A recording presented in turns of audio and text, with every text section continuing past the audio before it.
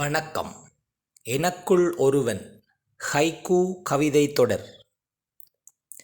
என் வீட்டு வளவில் புற்கள் முளைக்கின்றன. வேலைக்காரியின் வீட்டில் பிள்ளைகள் ஒருவேளை உண்பதற்காக.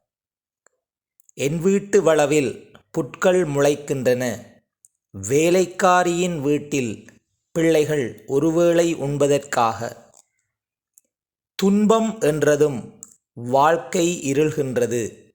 ஆனால் பூமி இருள்கின்றது, வானம் அழகாகின்றது. துன்பம் என்றதும் வாழ்க்கை இருள்கின்றது. ஆனால் பூமி இருள்கின்றது, வானம் அழகாகின்றது. நான் மட்டும் மாலையில் பறிக்கின்றேன் காலை மலர்ந்த பூக்களை. இறக்கும்போது இறைவன் காலடியில் இணையட்டும் என்று.